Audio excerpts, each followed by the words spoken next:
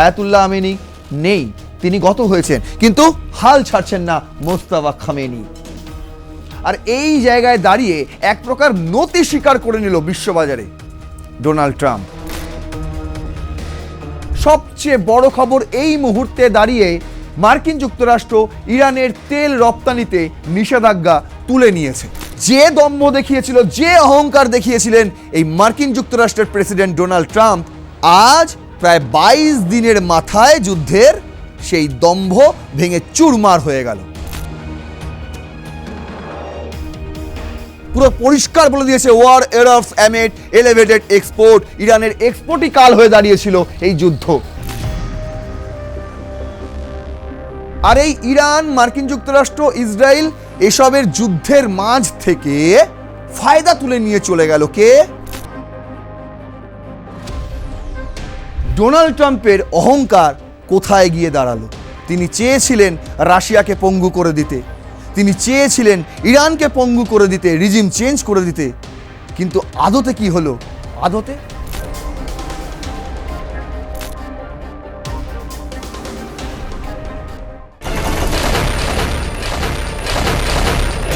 ঘুরে ফিরে সেই মক্কায় যাওয়া।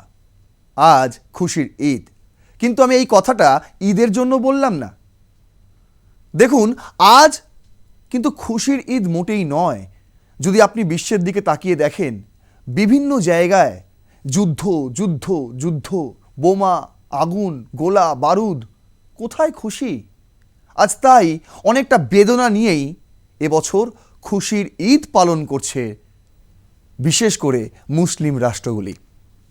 আর যদি বলেন ইরান, সে দেশটার কি অবস্থা? আর যে কথা দিয়ে আজকে শুরু করলাম, ঘুরে ফিরে সেই মক্কায় যাওয়া, এটা কিন্তু আমি ইরানকে নিয়ে বললাম না, না কোনো মুসলিম রাষ্ট্রগুলোকে নিয়ে বললাম। এই কথাটা আমি বললাম ডোনাল্ড ট্রাম্পের জন্য। কেন? যে কারণে তিনি যুদ্ধ বাঁধিয়েছিলেন, যে কারণে আজ সেখানে এসেই তিনি নত হচ্ছেন। বলতে গেলে আরও একটি কথাও বলতে হয়। ধরুন, আপনি ভেবেছিলেন, বলেছিলেন এবং দম্ভ দিয়ে বলেছিলেন যে এই ঘাটের জল আমি খাবো না, কোনোদিনও খাবো না, অথচ আপনি ঘুরে ফিরে আসলেন, কোনো ঘাটেই জুটল না আপনার জন্য জল। তাই সেই ঘুরে ফিরে এসে ঘোলাঘাটের জলই আপনাকে খেতে হচ্ছে। কেন বলছে এই কথাগুলো? তার কারণ সবচেয়ে বড় খবর এই মুহূর্তে দাঁড়িয়ে মার্কিন যুক্তরাষ্ট্র ইরানের তেল রপ্তানিতে নিষেধাজ্ঞা তুলে নিয়েছে।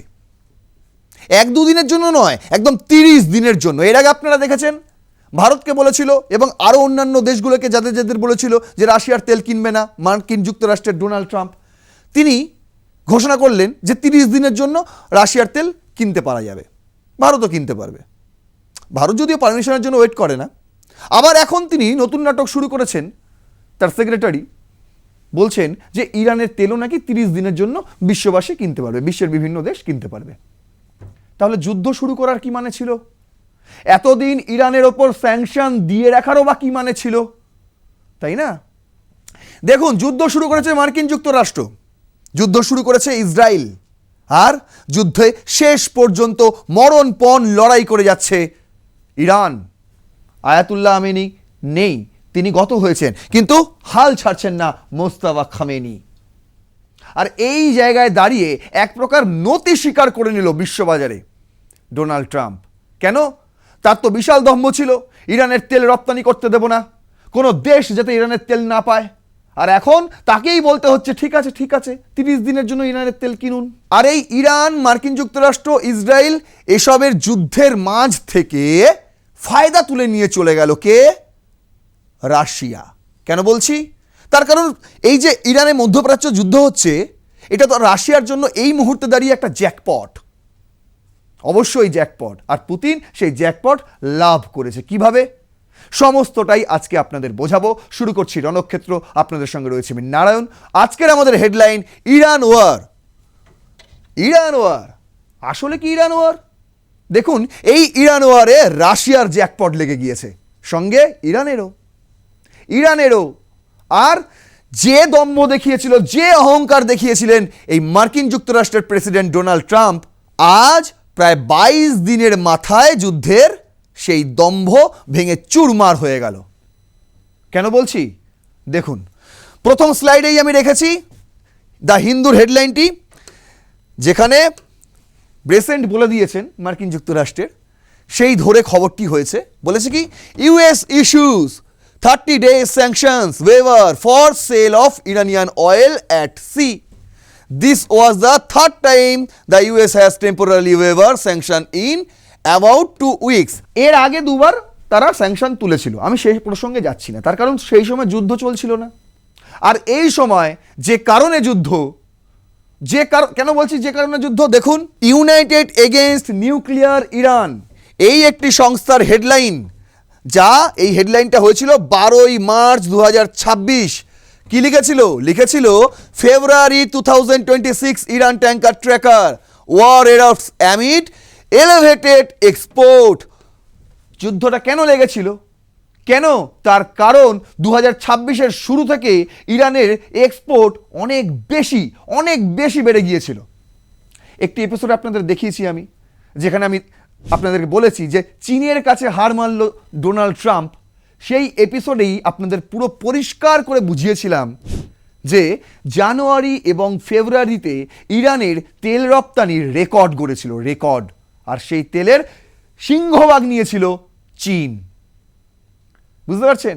মানে এক ধরনের বলতে গেলে চীন জানতো এরকম কোনো সংকট আসতে চলেছে, এবং একই সঙ্গে চীন ইরানকেও সমর্থন করেছে তেলের বদলে বিনিময় প্রথায়।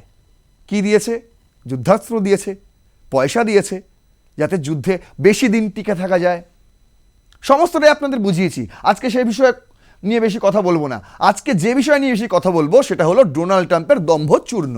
বলছে ফেব্রুয়ারি মাসে ইরান থেকে প্রায় 61 ধরে নিলাম, 61 মিলিয়ন ব্যারেল রফতানি হয়েছে, যেটা গড়ে প্রতিদিন 2.17 মিলিয়ন ব্যারেল প্রতিদিন। মানে ফেব্রুয়ারিতে 28 দিন মাত্র, ওই 28 দিনে প্রতিদিন 2.17 মিলিয়ন ব্যারেল রপ্তানি করেছে ইরান গোটা বিশ্বে। এবং দেখুন, এটা বলছে ইনক্রিজ হয়েছে গত জানুয়ারি মাসে, মানে 2026-এর জানুয়ারি মাসে যত তারা রপ্তানি করেছিল তার চেয়ে 20% বেশি, 20%। বুঝতে পারছেন? আর কি, আর বলছে 2026-এ যত পরিমাণ তেল তারা রপ্তানি করেছে তার মূল্য হচ্ছে 4.27 মিলিয়ন মার্কিন ডলার। 4.27 মিলিয়ন মার্কিন ডলার। আর এখানেই আতঙ্ক গ্রাস করেছিল ডোনাল্ড ট্রাম্পের। তিনি বলছেন, আমরা তো স্যাংশন রেখে দিয়েছি ইরানের ওপর, তারপরেও কি করে এত রপ্তানি করে তেল? আর সেই জন্যই তো দেখুন এই খবর কবে করেছে, 12ই মার্চ পুরো পরিষ্কার বলে দিয়েছে war erupts amid elevated export. ইরানের এক্সপোর্টই কাল হয়ে দাঁড়িয়েছিল এই যুদ্ধ। ইরান যদি ওই অত পরিমাণ এক্সপোর্ট ফেব্রুয়ারি মাসে না করতে পারতো, তাহলে হয়তো যুদ্ধ এত তাড়াতাড়ি লাগতো না। ইসরায়েল, মার্কিন যুক্তরাষ্ট্র হয়তো এত তাড়াতাড়ি ইরানের ওপর হামলা চালাতো না।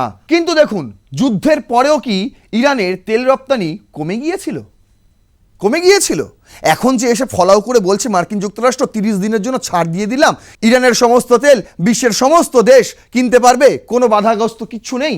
দেখুন, দ্য ওয়াল স্ট্রিট জার্নাল করেছে। কবে করেছিল?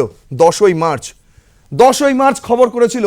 হেডলাইন ছিল, Iran's control of Hormuz means its exporting more oil today than before the war. যুদ্ধের আগে তারা যে পরিমাণ রপ্তানি করেছে, এক্সপোর্ট করেছে, তার চেয়ে আরও অনেক বেশি এক্সপোর্ট করেছে এই যুদ্ধকালীন অবস্থায় ইরান। আমি বলছি না, দ্য ওয়াল স্ট্রিট জার্নাল বলছে। কি বলছে? Tehran is letting ships carrying its crude go through the strait while it scare of others. বুঝলেন?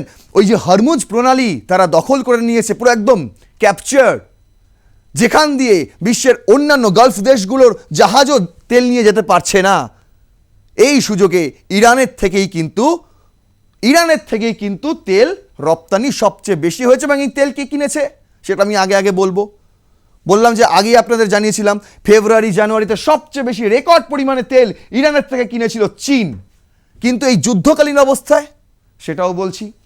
তার আগে দেখুন, দ্য নিউ আরব তারা করেছিল এই হেডলাইন কবে? এটাও 12ই মার্চ। হেডলাইনটা পড়ুন, Iran oil export climb to pre war highs despite Hormuz closure. আরবের সংবাদ মাধ্যম, তারাও এই খবর করছে যে যুদ্ধকালীন অবস্থায়, ঠিক আছে, এক্সপোর্ট ক্লাইম হয়েছে কার? ইরানের oil. Iran has increased its oil export since the start of the war, even as it blocks the Strait of Hormuz to Arab produce in response to the US-Israeli war. কি বলছে ভালো করে দেখুন, বলছে vessel loaded an average of 2.1 million barrels of oil per day between 5 to 10 March, higher than the 2 million barrels export in February, the data shows. এখানে বলা হয়েছিল United against nuclear Iran, তারা খবর করেছিল 2.17 মিলিয়ন ব্যারেল ফেব্রুয়ারিতে Iran প্রতিদিন রপ্তানি করেছে, এক্সপোর্ট করেছে। সেটা যদি আপনি গড়ে ধরে নেন, গড়ে মানে জানুয়ারি ফেব্রুয়ারি 2026 সালে গড়ে ধরে নেন, তাহলে কিন্তু দেখা গেল ইরান এখনও পর্যন্ত মানে যুদ্ধের আগে পর্যন্ত ইরান 2026 সালে প্রতিদিন 2 মিলিয়ন ব্যারেল তারা এক্সপোর্ট করেছে অয়েল। কিন্তু যুদ্ধকালীন অবস্থায় 28শে ফেব্রুয়ারির পর, বিশেষ করে 5 থেকে 10ই মার্চ এই সময়টায় বলছে 2.1 মিলিয়ন ব্যারেল হয়ে গেছে। যেটা ছিল 2 সেটা হয়ে গেল 2.1। তার মানে কি? তার মানে যুদ্ধকালীন অবস্থায় ইরানের এক্সপোর্ট কিন্তু বেড়েছে, বই কি কমেনি। আর এখন মার্কিন যুক্তরাষ্ট্র এসে বলছে ঠিক আছে আমরা স্যাংশন তুলে নিলাম 30 দিনের মধ্যে। আরে আগে থেকেই তো তারা রপ্তানি বাড়িয়ে দিয়েছে, আর তোদের এই নাটক করার কি দরকার? এবার আপনাদের দেখাই এই তেল ইরান যে এক্সপোর্ট করেছে সেগুলো নিয়েছে কারা, কিনেছে কারা।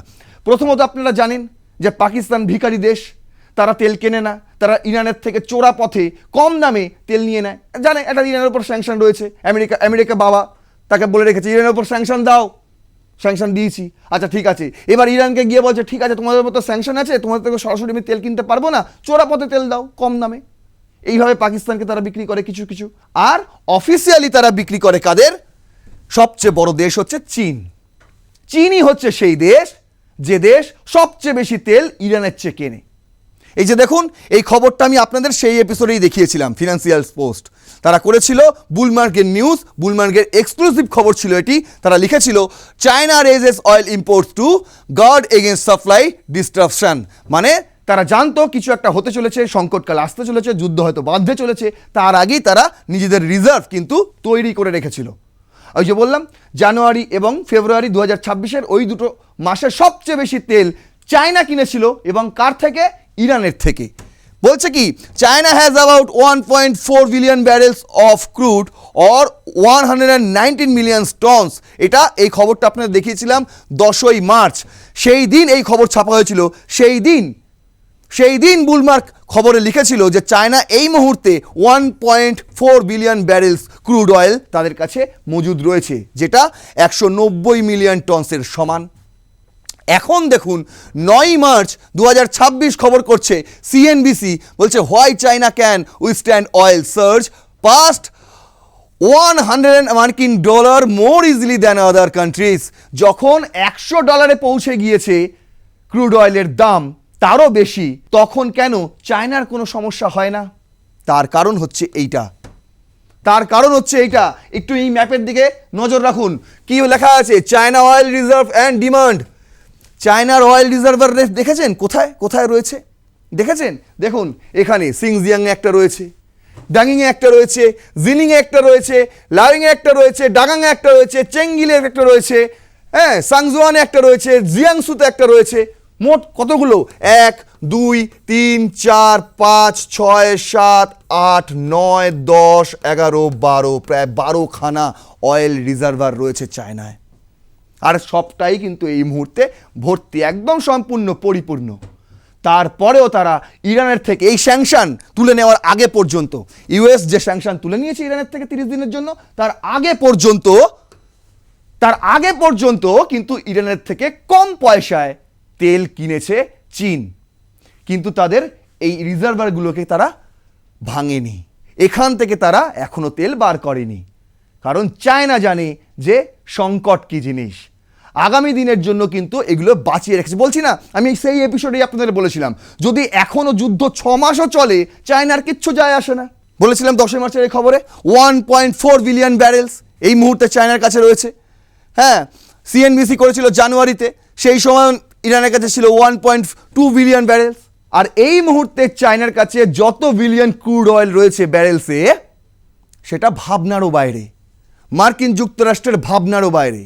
তাই তো আমি বলি যে চীনের কোনো যায় আসে না, কোনো যায় আসে না। এই যুদ্ধ যদি আগামী 1 বছরও চলে তবুও চীনের কোনো সংকট হবে না। কিন্তু আপনি তাকিয়ে দেখুন, বিশ্বের অন্যান্য জায়গায় সংকট আসছে, সব জায়গায় সংকট আসছে। আর সেই সংকট নিরাময় করার জন্য মার্কিন যুক্তরাষ্ট্র ভেবেছিল আমরা রাশিয়ার তেলকে ছাড় দিয়ে দিই 30 দিনের জন্য, তাহলে হয়তো কিছুটা সংকট নিরাময় হবে। কিন্তু হয়েছে কি? হয়নি। কিন্তু যেটা হয়েছে সেটা কি? সেটা হলো রাশিয়ার জ্যাকপট লেগে গেছে। কেন বলছি? দেখুন, আগে এই হেডলাইনগুলো আপনাদের পড়াই। সিএনবিসি করেছিল 10ই March, as the Iran war upends energy flows, Russia is emerging as the real winner. 10ই মার্চ এই খবরগুলো করে দিয়েছিল সিএনবিসি। তারা বলে দিয়েছে কি? রাশিয়া হচ্ছে রিয়েল উইনার। যুদ্ধ কারা করছে? Israel, America, Iran. কিন্তু জিতছে কারা? জিতছে হচ্ছে রাশিয়া। কিভাবে? সিএনবিসি এই হেডলাইন করেছে। দেখুন, তারপরে 12ই মার্চে দ্য গার্ডিয়ান এই হেডলাইনটা করেছে। তারা লিখেছিল Russia earned 6 billion euro from fossil fuel export since start of Iran war, data suggest. যখন থেকে ইরানের যুদ্ধ শুরু হয়েছে তখন থেকে লাভে লাভ, লালে লাল রাশিয়া। কেন? দেখুন এই যে কি বলছে, figure from think tank so Russia receive extra 672 million euro in revenues from oil, gas and coal during March so far. শুধু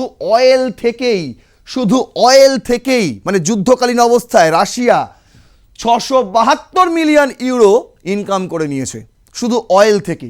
আর গ্যাস এবং কোল এগুলো মার্চ করলে আরও অনেকটা বেশি এই মুনাফা। তাহলে লাভ টাকার হচ্ছে, জ্যাকপট টাকার লাগলো। দেখুন, রাশিয়ার ওপর প্রচুর সমস্যা রাশিয়াকে নিয়ে ডোনাল্ড ট্রাম্পের। কারণ হচ্ছে নাকি রাশিয়ার থেকে তেল কিনলে রাশিয়া নাকি তারা রসদ পেয়ে যাচ্ছে ইউক্রেনের সঙ্গে যুদ্ধ করার জন্য। তাই রাশিয়ার তেলের ওপর একটা স্যাংশন লাগিয়ে রেখেছে। ভারতকেও হুমকি দিয়েছে, রাশিয়ার থেকে তেল কিনলে 25% ট্যারিফ বাড়িয়ে দেওয়া হলো। কি হলো আপনি বলুন তো? জেদ, বুঝলেন তো? জেদ মানে যেই জেদের জন্য ডোনাল্ড ট্রাম্প বলেছিল আমি ওই ঘাটের জল খাবো না, ওই ঘাটের জল ঘোলা, কিন্তু ঘুরে ফিরে এসে দেখুন তাকে ওই ঘাটের জলই খেতে হচ্ছে। রাশিয়ার ওপর স্যাংশন, হ্যাঁ রাশিয়া যুদ্ধ করছে ইউক্রেনের ওপর, রাশিয়ার থেকে তেল কিনো না, সেই মার্কিন যুক্তরাষ্ট্রের সেই প্রেসিডেন্ট ডোনাল্ড ট্রাম্প তিনি এসে বলতে হলো যে ঠিক আছে রাশিয়ার থেকে তেল কিনুন। ইরানের ওপর স্যাংশন, ইরান নাকি তেল বিক্রি করে তাদের পরমাণু তৈরি করছে, ইরানের থেকে কেউ তেল ফেল কিনবেন না, এত কিছু বললো। দেখুন, আবার সেই মার্কিন যুক্তরাষ্ট্রের সেই প্রেসিডেন্ট ডোনাল্ড ট্রাম্প তিনিই আবার এসে বলছেন ঠিক আছে কিনুন, 30 দিনের জন্য কিনুন। কোথায় গেল আপনার জেদ? কোথায় গেল আপনার অহংকার? দেখুন, আরও একটা হেডলাইন দেখাই, এটা একদম রিসেন্ট হেডলাইন। কবে? 13ই মার্চের হেডলাইন। কে করেছে? The Sunday guardian. পুরো পরিষ্কার হেডলাইন পড়লেই আপনার কাছে পুরো পরিষ্কার হয়ে যাবে। কি বলছে? Iran Israel war, Russia reaping up to 115 million মার্কিন dollar daily windfall from oil as Iran war disturbed global supply, revenue jump 14% flowing closure of strait of Hormuz. দেখুন কি বলছে, ডেইলি 150 মিলিয়ন মার্কিন ডলার ডেইলি তারা মুনাফা লাভ করেছে। কারা? Russia. কখন থেকে? যখন থেকে এই ইরান ইসরায়েল ওয়ার শুরু হয়েছে। এবার আরও স্পষ্ট করে পরিষ্কার করে একটা আপনাদের পুরো ডেটা দিই। সিবিএস নিউজ করেছে, বলছে how Russia is benefiting from America's war of choice in Iran. How Russia is benefiting from Americans war of choice in Iran. আমেরিকার এই যে যুদ্ধ ইরানকে ঘিরে, সেখান থেকে রাশিয়ার কীভাবে মুনাফা লাভ হচ্ছে সেইটাই রয়েছে এই হেডলাইনে, এই আর্টিকেলে। এবং এইখানে ইউক্রেনের প্রেসিডেন্টেরও একটা বক্তব্য রয়েছে, তার একটা আশঙ্কা রয়েছে, সেটাও আপনাদের পড়াবো। তার আগে দেখুন 18ই মার্চ এই খবর ছেপেছে সিবিএস নিউজ। কি লিখছে? বলছে already the increase in oil revenue is quickly becoming A lifeline for Russia. সেই রাশিয়া, যে রাশিয়া এতদিন পর্যন্ত তেল বেচতে পারছিল না, ভারতকে লুকিয়ে চুরিয়ে $50 প্রতি ব্যারেলে তারা তেল বেচেছে, আর সেরকম কোনো গ্রাহক পায়নি। আজ সেই রাশিয়াই দেখুন বলছে কি quickly becoming A life line for Russia. কোনটা? এই ইরান যুদ্ধ। কি বলছে লুইক উইকেন্ডেন এর Europe Russia energy and sanctions analyst at the centre for research on energy and clean air মানে সেরা টোল্ড সিবিএস নিউজ টুইসডে। কি বলেছে দেখুন, বলছে Russian crude oil was trading at around a 10 to 20% discount, আগে দিত, before the waiver is the US sanctions. ঠিক আছে, তারপর we can set now that discount has completely vanished and it's pretty much at the exact same level of Brent crude. এখন কথা দূর যাচ্ছে, 100-র ওপরে আমি আগেই বললাম, কখনো 120, কখনো 130, নামছে খুব কম, বাড়ছে খুব তাড়াতাড়ি। তারা এখন আর $50 দিচ্ছে না, ভারতকেও দিচ্ছে না, তারা এখন এই ব্রেন্ট ক্রুড অয়েলের প্রাইস একদম সেম লেভেলে তারা রপ্তানি করছে, তেল বিক্রি করছে। বুঝতে পারছেন লাভটা কীরকম রাশিয়ার? দেখুন কি বলছে, which is widely seen as the international benchmark for oil prices. আর সেখানে সবচেয়ে বেশি মুনাফা এখন হচ্ছে রাশিয়ার। This countries that previously may have been slightly wary of importing this crude oil, many actually increased their imports. So for example, China's imports have risen 22% compared to last month. Brazil has increased by 32% and Singapore has nearly tripled, he said. তিনি কি বলছেন? তিনি বলছেন রাশিয়ার থেকে এর আগে যারা তেল কিনতো না তারা তো তেল কিনছেই, বরং যারা কিনতো তারাও কিন্তু বাড়িয়ে দিয়েছে। যেমন চায়না এই মুহূর্তে 22% বাড়িয়ে দিয়েছে রাশিয়ার থেকে তেল নেওয়া, ব্রাজিল এই মুহূর্তে 32% বাড়িয়ে দিয়েছে, আর সিঙ্গাপুর প্রায় 3%, মানে 3 গুণ বেড়ে গেছে। আগে জানি তো, এখন তার 3 গুণ নিচ্ছে এই যুদ্ধকালীন অবস্থায়। চাহিদাও বেড়েছে, বুঝতে পারছেন, রাশিয়ার তেলের চাহিদাও বেড়েছে, আর সঙ্গে ওদিকে বিশ্ববাজারে তেলের ক্রুড অয়েলের দামও বেড়ে গিয়েছে। আর সবার ফায়দা কি? সব কিছুর মধ্যে ফায়দা কার? রাশিয়ার। খুব সুন্দরভাবে সিবিএস নিউজ এই আর্টিকেলটা দেয়, তথ্যগুলো তুলে ধরেছে। দেখুন কি বলছে, ফার্দার অ্যানালিসিস ফ্রম সেরা shows Russia's average crude oil export earning during the first 2 weeks of the Iran war were worth an estimated $230 million per day, 26% more than February daily average before the conflict. আগে কত করতো আর এখন কত করছে? ফেব্রুয়ারিতে যা করেছে তার 26% বেশি। ভাবুন এই যুদ্ধকালীন অবস্থায়, সেটা বলছে এসিআর এর রিপোর্ট, এই যুদ্ধকালীন অবস্থায় রাশিয়া এস্টিমেটেড তারা প্রতিদিন পার ডে 230 মিলিয়ন মার্কিন ডলারের মতন আয় করেছে তেল বিক্রি করে। ভাবুন, দেখুন এবার জেলেনস্কি কি বলছেন, বলছে our intelligence report that due to all the sanction imposed by the United State and the EU and because of our deep strike on Russian energy infrastructure, বলছে যতদিন আমাদের ইন্টেলিজেন্সরা আমাদের বলছে, আমাদের গোয়েন্দা সংস্থাগুলি আমাকে বলছে, জেলেনস্কি বলছেন যে এতদিন ধরে যখন মার্কিন যুক্তরাষ্ট্র এবং ইউরোপের স্যাংশন ছিল রাশিয়ার ওপর, বিশেষ করে রাশিয়ার এনার্জি ইনফ্রাস্ট্রাকচারগুলোর ওপর, তখন Russia faced A deficit of more than $100 billion মার্কিন ডলার ইন 2026 অ্যালোন। বলছে রাশিয়ার ঘাটতি ছিল 100 বিলিয়ন মার্কিন ডলার। কিন্তু এখন জেলেনস্কি সেট বলছে now we see they have made around 10 billion মার্কিন dollar over 2 weeks of the war in Middle East. মাত্র 2 সপ্তাহের মধ্যেই সেই রাশিয়াই 10 বিলিয়ন মার্কিন ডলার কামিয়ে নিয়েছে এই যুদ্ধকালীন অবস্থায়। যে রাশিয়া এই 2026-এ প্রায় 100 বিলিয়ন মার্কিন ডলার ঘাটতিতে চলছিল, আজ সেই রাশিয়াই 10 বিলিয়ন মার্কিন ডলার কামিয়ে নিল মাত্র 2 সপ্তাহে। খুবই হতাশ ইউক্রেনের প্রেসিডেন্ট জেলেনস্কি। স্বাভাবিক, হতাশ হওয়ারই কথা, কারণ কথা তো অন্য ছিল, তাই না? মার্কিন যুক্তরাষ্ট্রের কথা কি ছিল? ডোনাল্ড ট্রাম্প জেলেনস্কি কি বলেছিলেন? বলেছিলেন রাশিয়াকে একদম পঙ্গু করে দেবো, সে যাতে যুদ্ধের জন্য কোনো রসদ না পায়, তার তেল রপ্তানিতে আমি স্যাংশন লাগিয়ে সেটা আমি একদম নিশ্চিত করে দেবো, রাশিয়া অন্তত তেল বিক্রি করে কোনো রকম টাকা ইনকাম করতে পারবে না। কিন্তু আজ হলোটা কি? আজ বাস্তবটা কি বলছে?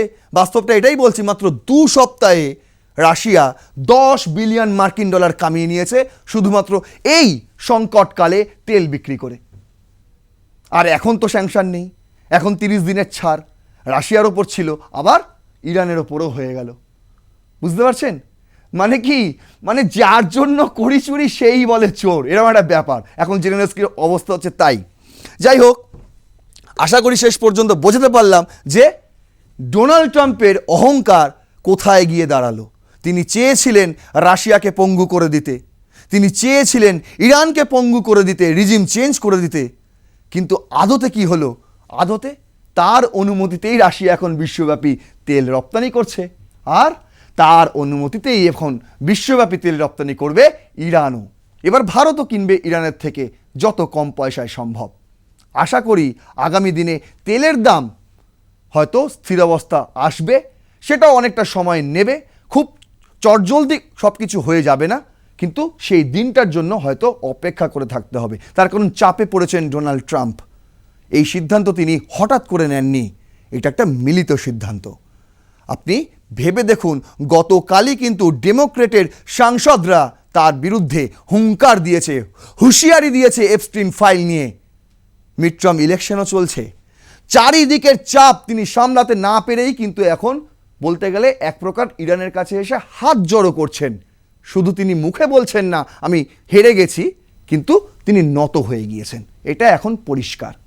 আশা করি বোঝাতে পারলাম। যদি মনে হয় ভিডিওটি যুক্তিযুক্ত, তথ্যপূর্ণ, তাহলে অবশ্যই আরও 5 জনের সঙ্গে শেয়ার করবেন, ছড়িয়ে দেবেন ভিডিওটি, লাইক করবেন, সাবস্ক্রাইব করবেন আর+ নিউজ 24/7 এবং দেখতে থাকুন রণক্ষেত্র।